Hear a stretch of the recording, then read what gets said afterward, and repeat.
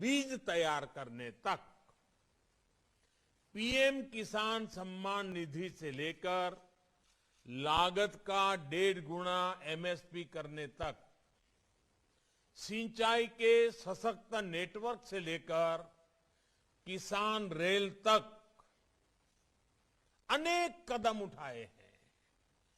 और श्रीमान तोमर जी ने इसका कुछ जिक्र भी अपने भाषण में किया है।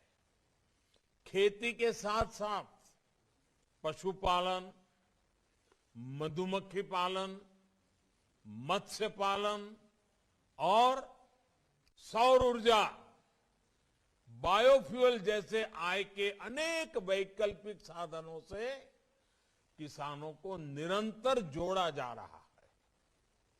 गांवों में भंडारण, कोल्ड चेन और फूड प्रोसेसिंग को बल देने के लिए लाखों करोड़ रुपए का प्रावधान किया है। ये तमाम प्रयास किसान को संसाधन दे रहे हैं, किसान को उसकी पसंद का विकल्प दे रहे हैं। लेकिन इन सब के साथ एक महत्वपूर्ण प्रश्न हमारे सामने है। जब मिट्टी ही जवाब दे, जब प्रावधान किया है, ये तमाम प्रयास किसान को संसाधन दे रहे हैं, किसान को उसकी पसंद का विकल्प दे रहे हैं। लेकिन इन सब के साथ एक महत्वपूर्ण प्रश्न हमारे सामने है। जब मिट्टी ही जवाब दे, जब मिट्टी ही जवाब दे जाएगी, तब क्या होगा? जब मौसम ही साथ नहीं देगा, जब धरती माता के गर्भ में पानी सीमित रह जाएगा, तब क्या होगा? आज दुनिया भर में खेती को इन चुनौतियों से दो चार होना पड़ रहा है।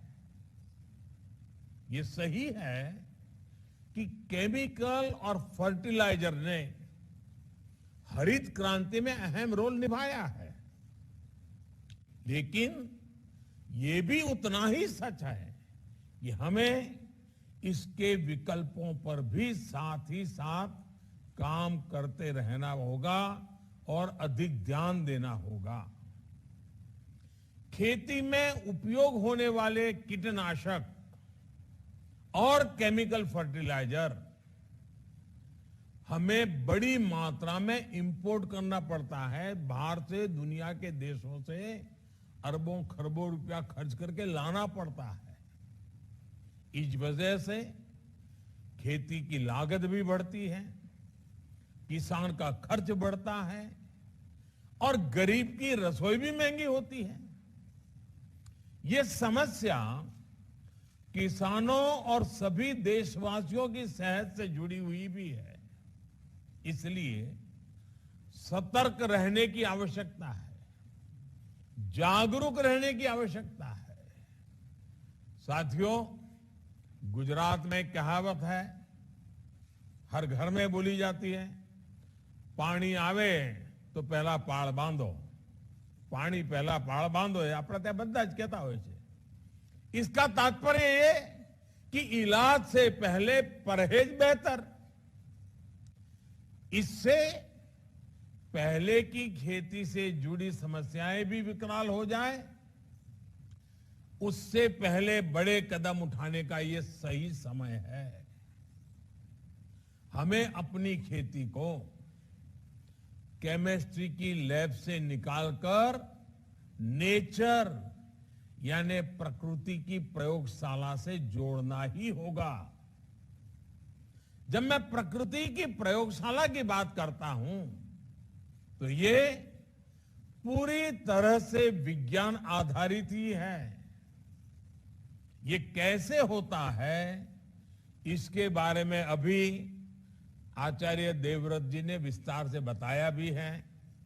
हमने एक छोटी सी फिल्म में भी देखा है, और जैसे उन्होंने कहा उनकी किताब प्राप्त कर करके भी YouTube पर आचार्य देवव्रत जी के नाम से ढूंढेंगे तो उनके भाषण भी मिल जाएंगे। जो ताकत खाद में है,